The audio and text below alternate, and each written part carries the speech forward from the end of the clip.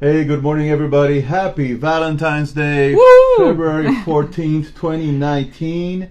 And we are live here. Let me go ahead and, we could share that broadcast pretty soon. Folks, we're here live for our Thursday or Wednesday, but Right. I kind of like the Thursday vibe, you know? It's working for us, yes. We're here with Michelle, which you know already, and Maribel. Good morning. Morning. From the one and only, well, look at all these guys. Good morning, ladies. The Good morning, one and guys. only Hasbun and Mendoza law firm, specializing in family law. And today's topic is a beautiful topic because we're talking about adoption and parenting rights. And you know, what a great topic for Valentine's Day. Adoption, what an amazing gift for a child, an amazing gift for a family.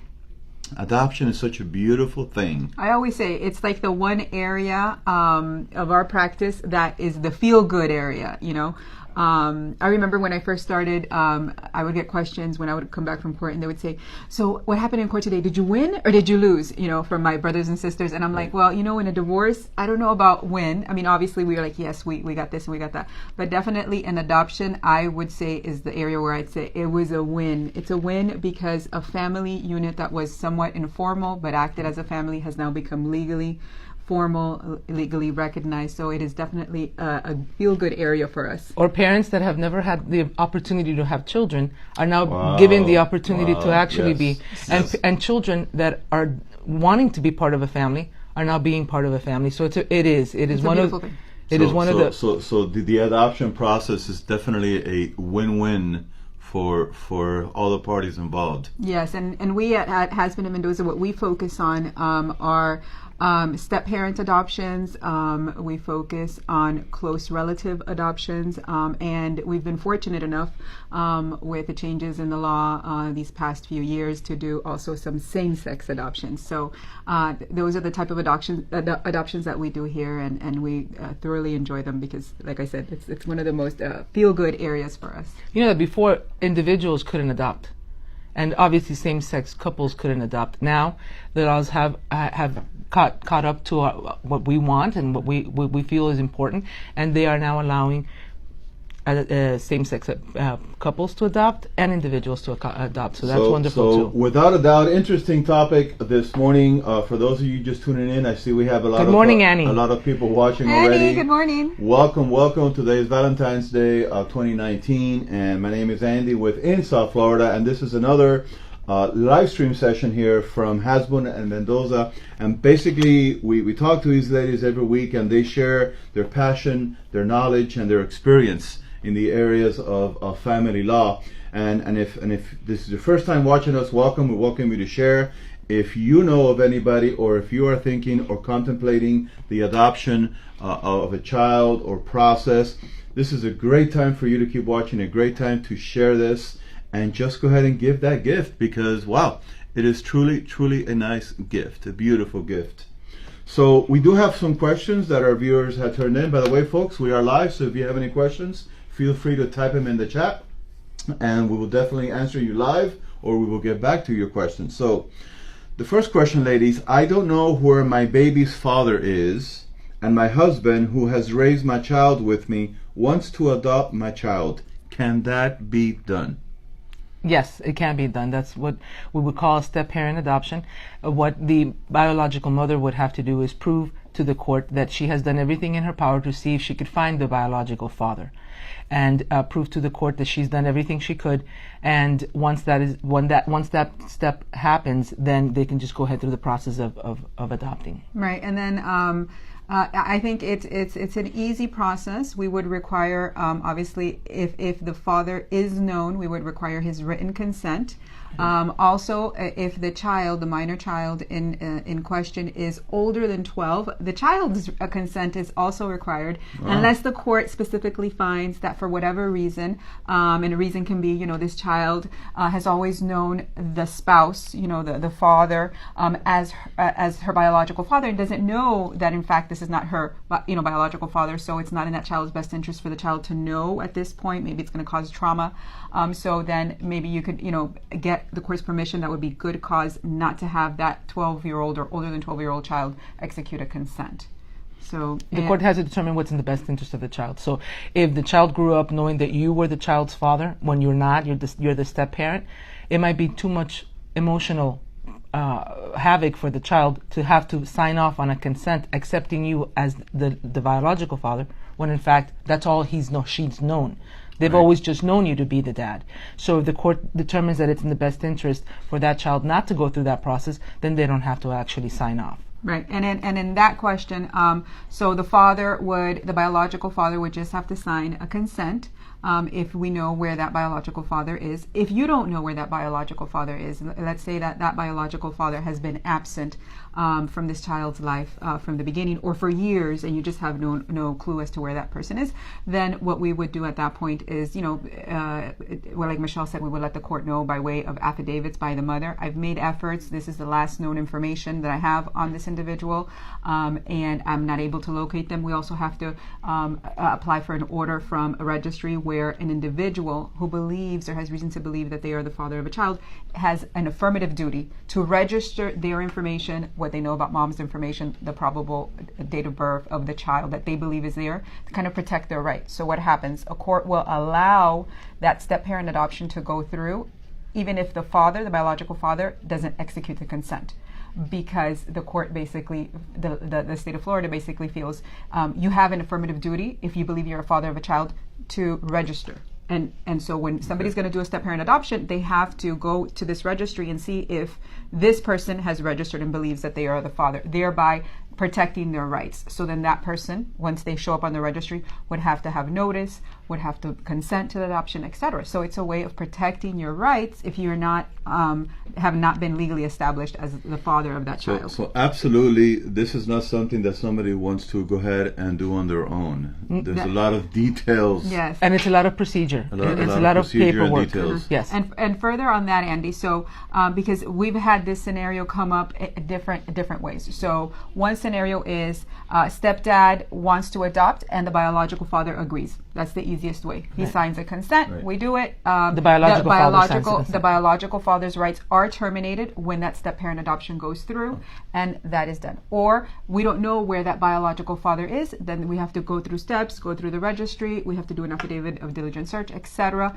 And then the court will still enter that step-parent adoption because that parent, that father has been absent and hasn't done what he needs to do, right? And then the third way that we could do it is actually we have had a contested or a litigated adoption. When the biological father does not agree. Yeah, biological father is served and biological father says, wait a minute, hold on. Now I want to be father of the year and I don't agree. So at that point, the court would consider, and what we call the factors under Chapter 39, which we would have to allege and prove abuse, neglect, or abandonment. For example, abandonment can be, I haven't paid child support, never paid child support, never seen the child, didn't show, and there's, like I said, case law that's come before, where you have, if the father hasn't shown like a vested interest to assume his parental rights, like he comes and goes. There's different fact patterns, and obviously every case, like we've always said, is different. But you can still, let's say, out of spite, never been in the kid's life, never paid child support. Oh, wait, now you guys want to be a family? You know what? I don't like your husband. I'm not going to sign it. But he's not the best dad. You can still go ahead and, if you so choose, and engage in a litigated adoption, and where you would have to prove abuse, neglect, or abandonment. And then you could also do like a hybrid. Let's say biological father doesn't agree, but understands or accepts that the stepfather has always been in that child's life, has always been the father figure, but biological dad would still like to have some type of contact. If everybody agrees, the stepfather could actually adopt the child, but biological dad could still have some visitation rights, still be able to be part of the child's life, or biological father's parents, family, the paternal grandparents, biological paternal grandparents could still be able to be part of the child's life. But that's upon an agreement. So everybody has to agree. Yes, and that would be what you hear a lot commonly is known as an open adoption, where that a biological parent would still have some type of rights, and normally they're visitation rights, but doesn't have obligations in terms of the finance of the child.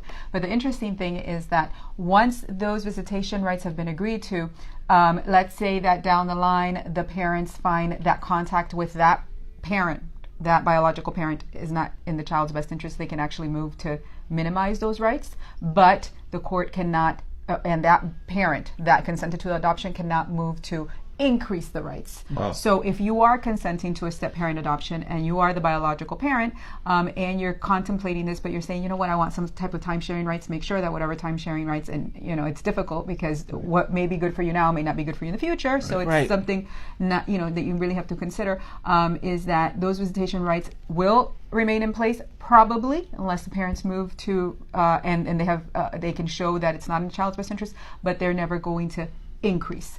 So what you agree upon, either it gets reduced or it stays the same, but it's never going to go greater than that. Very interesting. Tons of information this morning on this Valentine's Day, folks, as we're talking about adoption and parental rights. I want to welcome Fernando, Michael, and everybody that has joined us on the broadcast. Good morning. Good morning, guys. For those of you just tuning in, my name is Andy within South Florida, and we're here with Maribel and Michelle. And wow. So another question that has been asked: I'm living with my girlfriend and our baby. I don't want to go to court, but is there anything I can do to protect my rights as a father? Yes. Yes, but don't be afraid to go to court. That's what we're here for. No. Okay. So if you are in an intact relationship with the mother of your child, then you don't want to rock the boat and you're happy, you just want to make sure that your rights are protected with regards to your child, you could always register in the Florida Putative Fathers Registry, which is what Mari had just talked about earlier, to make sure it's a registry that affirms I believe I am the biological father of so-and-so. You could always obviously put your name in the birth certificate when the child is born. That has a presumption that you are the father of the child. And if you did not put your name on the birth certificate, you could always go and file a petition for paternity, just for the purposes of establishing that you are the biological father in the birth certificate. But that would be typically by agreement. That's typically exactly right. They're living together because the court always wants to address child support and time sharing. And the way that they wouldn't address it is that they're basically living kind of like living together in a committed relationship. So and they would have to allege that the whole purpose of filing that petition would be just to be able to declare that father is the biological father of the child. Mm-hmm. So in other words, they're basically cleaning up, the fact something that didn't occur before. That he's not on the You birth have certificate. So fathers do have rights. Absolutely. Oh, definitely. I mean, definitely. Absolutely. That there's this whole thing out there which is really crazy about divorce and adoptions and children and everything. But everybody has rights. Listen, thank goodness our laws are not gender specific, and especially now, even though it's not specifically cited in the statute, most judges give same consideration to mom, dad, for example, when it comes to time sharing. And thankfully now, we have the ability to same-sex adoption, same-sex marriage, rights apply same across the board. So those are a lot of, like we talked before one time, misconceptions. That is a misconception. What the court is going to focus on, and even in adoption proceedings and family proceedings and paternity proceedings, is the best interest of the child. Best interest of the child, right. There are certain things that typically, for example, the Florida Adoption Act says you can't do certain things, but then they look at cases on a case-by-case basis, and they would allow it. And for example, that's when this whole same-sex adoption came into play, that our statute says who can adopt a married couple, husband and a wife. That's what the statute says, husband and a wife. So now we have same-sex adoption, and then before we actually had that clarification, there was some case that said it's a married couple, right, to give this child a permanency of a home and stability. But now these people are living in a committed relationship, so they should qualify, and they do qualify. So it's funny that you're addressing that, because our next question that was submitted is exactly that. My partner and I are in a same-sex marriage. Mm-hmm. Can I adopt my spouse's child? Yes. Wow. Okay, so Yes. so has the law changed? It has. Yes. It has. Thankfully, and now the adoption statute was very clear. Like I said, it basically said who can adopt a husband and a wife.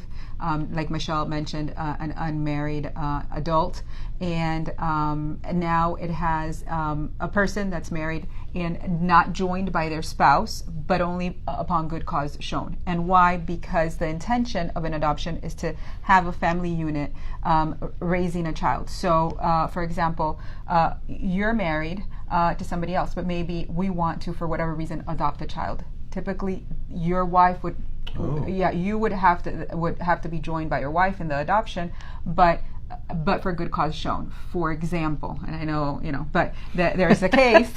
Here I go. Here comes the nerd in her. There's a case. There's a case. Ding, ding, ding, ding, ding. The nerd is coming out. This The is nerd getting is coming better. out. This is getting better. So this really did happen. It's a case. It's a fact pattern, right? So we have that step-parent adoption happens. Mom gets married, and her husband says, "I want to legally adopt your child."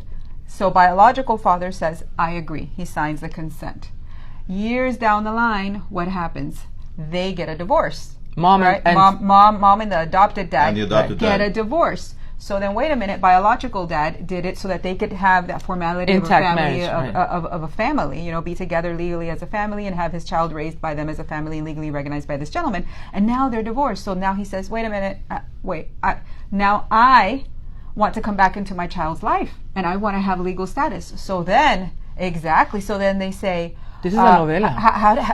Yeah, didn't I tell you before that Judge Judy, all of those judge shows, they have nothing on family court. Family court and going into court is way better. So, Yeah. I see a reality show being born here.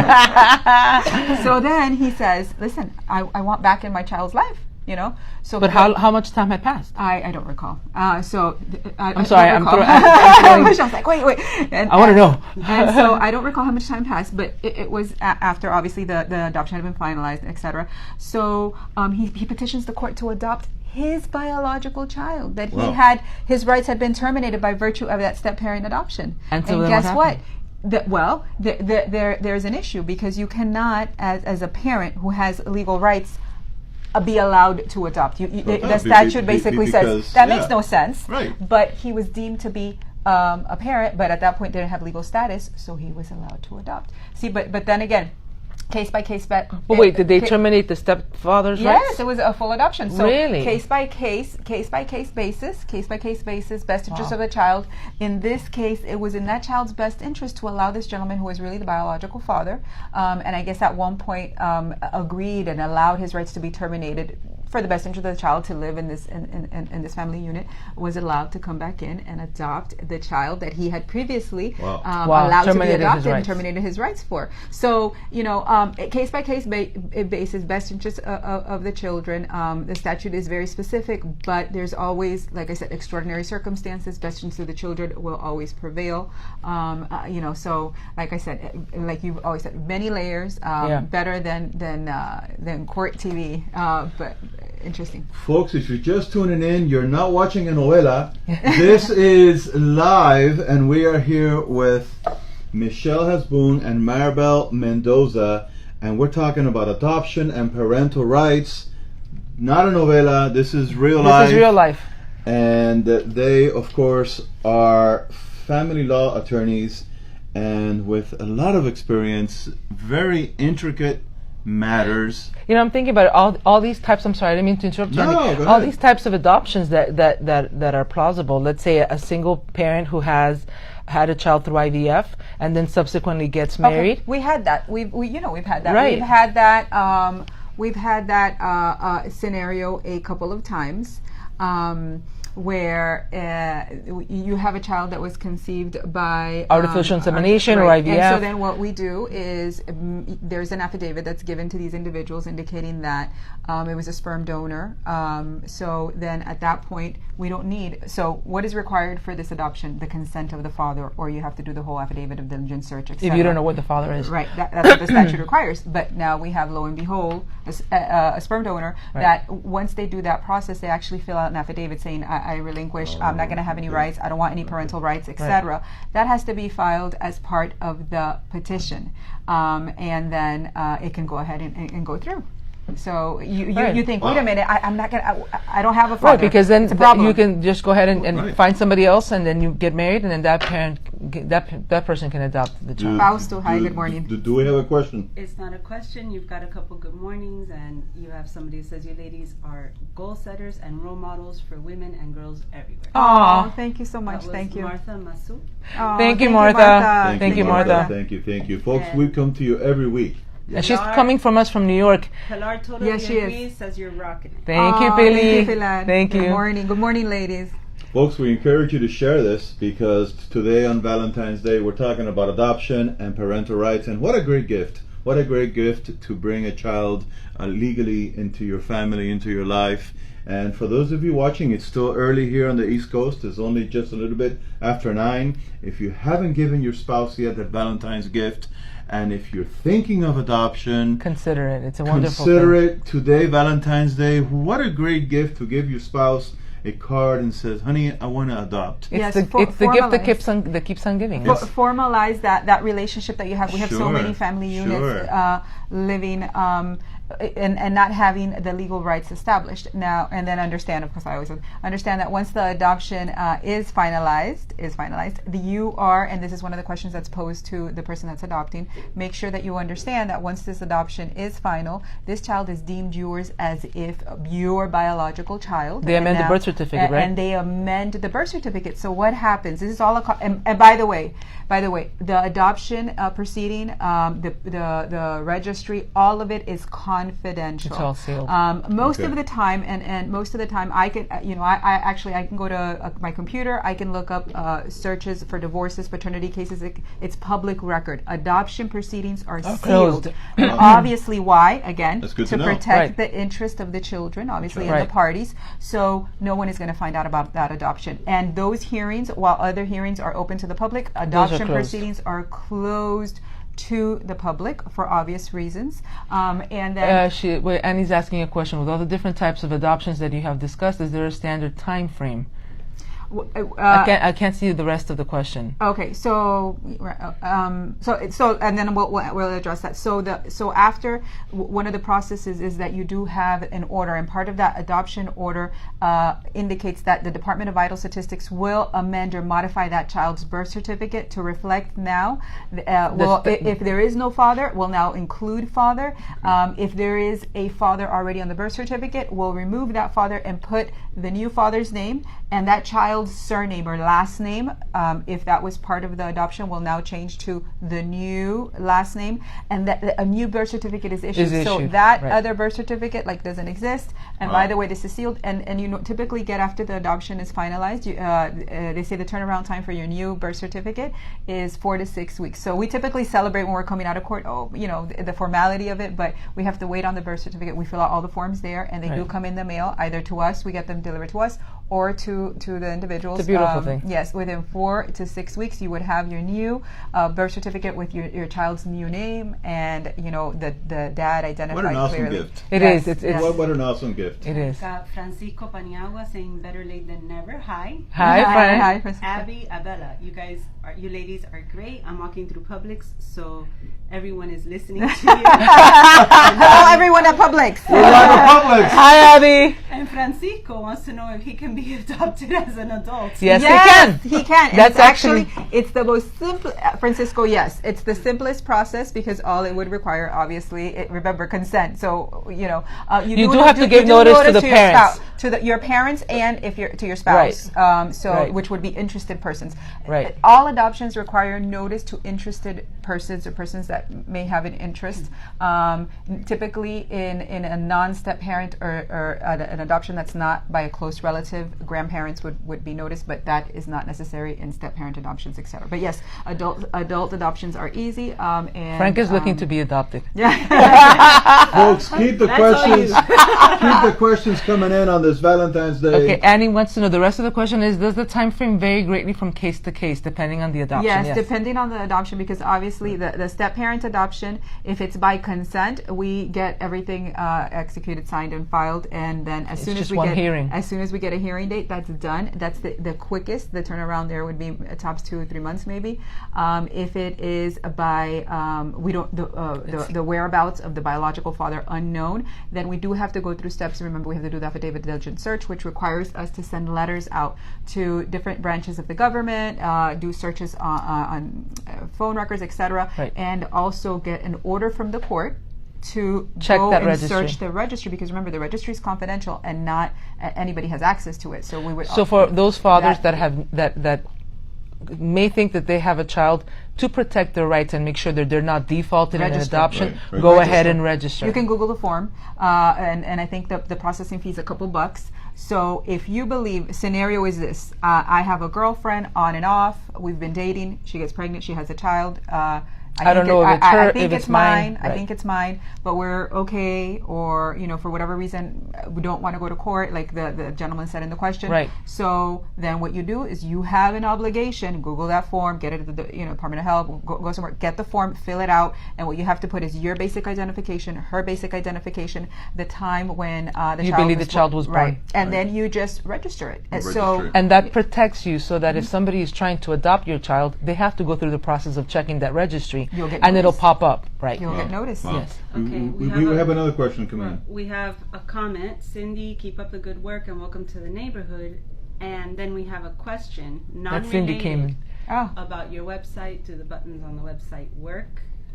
Oh, yes. We're working on our website. We do apologize. Vanessa, actually, who's behind the scenes. There she is going to be revamping our website, and she's going to do a great job with that. So pretty soon, all the buttons will work. Yeah. We just broke the fourth wall. I don't know. all the buttons. Folks, if you're just tuning in, my name is Andy within South Florida, and we're here with Maribel and Michelle. And I gotta tell you, adoption, Valentine's Day, it just fits. It just works together. Yes. We have another question here. If I give up my child for adoption, can I still have visitation rights?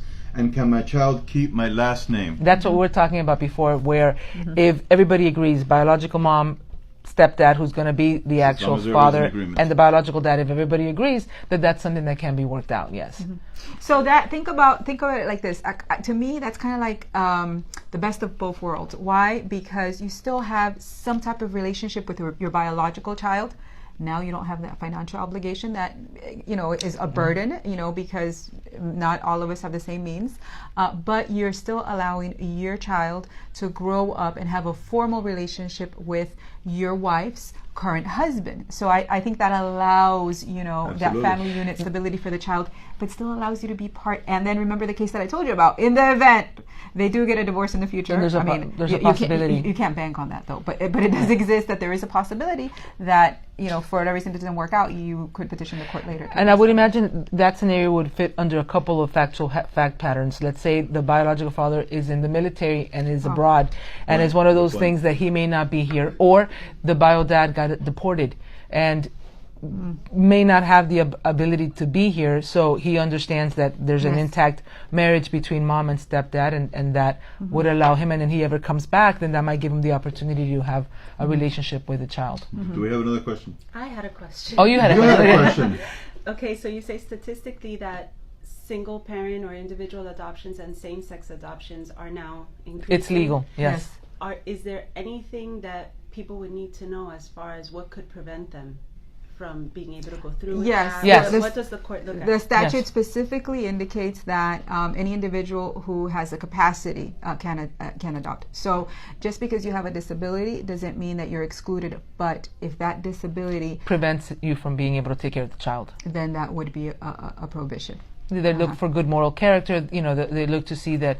Because remember, what we're talking and what Michelle and I do are step-parent adoptions, close relative adoptions. Now there are a whole set of adoptions that are agency adoptions, and those are either private agency adoptions that have a whole litany of different factors. Those are the surrendered infants. Those are placement adoption agencies, etc. That's also DCF. Have you heard of juvenile proceedings where children are taken away from parents because that's a Chapter 39, abuse, neglect, or abandonment. So that's a whole different type of proceeding there. And then those do require, those type of adoptions, because they're not the step parent and not their close relative, they do require home studies. And in those by social, we've actually had to do some for when we were dealing with the whole same-sex situation, but those do require home studies, and they do require they have findings regarding finances, medical, home environment. So there's not necessarily prohibitions, but there are certain requirements that do have to be met through those agency adoptions. So and any adoption that is not a step parent or a close relative adoption does have to go through this type of agency, either public or private, only because there are, as you can imagine, a litany of factors that have to be in place to make sure that these aren't kidnapped children, exploited children, etc. So these agencies are licensed, are regulated, are checked to make sure that there's no abuses going on. And so and the parent who wants to adopt through those agencies really should do their homework and make sure that those agencies are legit. Right. Mm-hmm. I have a question. And one more question here. Novella question. Novella question. Love those. From Abby. Oh, hold on, I lost it. Wait a second. I can't pull it back. So Good morning, folks, Abby. Abby, oh, here it is. If a child gets adopted by a stepdad, does the biological father's back child support responsibility and or any future death benefit great question. / That is a go great away? question. Wow. Great question. Abby, that's an incredible Abby question. got her thinking, guys. Yes, Abby, absolutely ends, and that's one of the considerations that people take into account. Right. So what happens? The ones, and remember what I said earlier, is what I was talking about, allowing a step-parent adoption, but having an open adoption, maybe some visitation rights, etc. It's the best of both worlds, because that biological parent doesn't have the financial obligations. So those rights are terminated. When we talk about rights, we're also talking about obligations. Right. So when we have open adoptions, it's kind of like the biological parents' rights can continue to a certain extent. Remember the limitations we talked about, but their obligations terminate. So if you want your current husband to have the right to adopt your child, what you're putting in the balance and the sacrifice that you're making is you're not getting that child support. You're not getting your child is not being deemed in the eyes of the law to stand in line to inherit from that parent without obviously the intent of the person, etc. So yes, you put if there are life insurance proceeds because a parent passed away and now biological dad passed away and now the child is going to be adopted by a stepdad. That's a consideration because now that child could lose or will lose rights to claim in a PI Even case if or they're rights to. named as a beneficiary? Well, no, that would be different. No, the biological father has the voluntary right to do that. Right. Okay. So but as a matter of law, without a will, Okay. as a matter of law, as a matter of law, yes, you do lose those rights. Many levels. As always, when we talk to these ladies here, if you're just tuning in, folks, my name is Andy with South Florida, and we're here with Michelle Hasbun and Maribel Mendoza from Hasbun and Mendoza Family Law. As you've heard, a lot of experience, a lot of knowledge, a lot of advice, and we're talking about adoption on Valentine's Day. What a great gift. On a personal note, a very personal note, I never knew my biological dad. He bailed on my mom. Really? Yeah, when I was a baby. But I was adopted by my dad. So this is all back info that is being, so what is your life? that is being filled in. And my dad was my dad. He passed away, but my dad was my dad. I didn't know my biological dad. So again, to the gift. What a great gift. And it's the gift that keeps on giving. It's the gift Absolutely. because how different would my life have been if I did not know my dad. And that was my dad. And you had the opportunity to grow up in a loving family, and your dad had an opportunity to raise. How you gonna? You're getting all teary-eyed. It's beautiful. It is. It's the gift that keeps on giving. Part, and that's why I'm saying it's a beautiful thing. And I always, it's the best of both worlds because Yes. you know what? to allow that adoption to go through, right? Look what happened. You allowed that child to grow up in a stable, loving home. And a father who may otherwise have never had children Yes. had the opportunity to have, It's beautiful. to have the relationship of a father. It's wonderful. She's crying. I'm crying. I am. We're not doing this live. We're not doing this live. We're not doing this live. In case you guys missed it last week, I get very emotional when we're talking Yeah, about yeah, child yeah. issues, Yeah, yeah. you Well, know, and everything we're not having to doing do this with live. I've been children. doing live for a couple of years now, and I've never gotten teary-eyed. Because until this is a until beautiful, beautiful topic. thing. This is if beautiful. somebody's out there who wants to give this amazing gift, what's the best number they can reach you at for more details and more Absolutely. information? You can call us at 305-386-2888. That's 305-386-2888. And this is certainly one of those areas of the law where we'd recommend absolutely to get an attorney Yes. to do this. This is one of those things where you do not want to take the risk. And follow up on that, because you know I have to.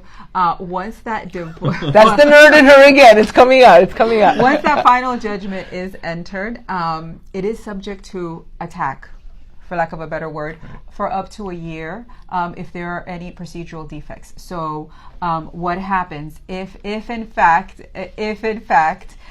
there were mistakes that were made, or somebody challenges it after that judgment of adoption has been entered? That person actually, it's open almost, you could think of it, it's open for a year. So you obviously want to do this the correct way. You want to make sure that once this is done, It's done right, it's and there's done no way that right, somebody could and try to get rid of it. That's exactly right. That's Right. exactly right.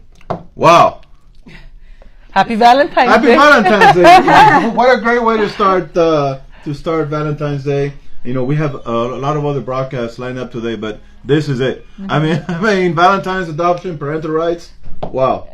Folks, Andy within South Florida, Michelle and Maribel, amazing content today. Hello, Great as Arturo. always. Good morning. Please get in contact with him if you're thinking about adoption, or you want to adopt a child in your life, or you want to give that ultimate gift to your significant other today on Valentine's Day. And to yourself. You end up And to being yourself, and to That's yourself. right. The flowers are nice, the chocolates are nice, you know, the shirts, the ties, the socks. But wow, adoption. Yes. That's right. Yes. So make today a great day and give that gift of adoption. Contact these ladies and get all the information that you need. It's the gift of ultimate love. We would love to hear from you Yes, guys. It's the feel good of our practice. That's right. Awesome.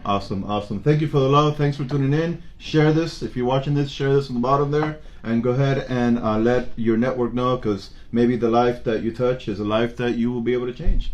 Absolutely. Yes. Absolutely. Awesome. Thank you, everybody. Happy Have a great day. Valentine's. Happy Valentine's Day.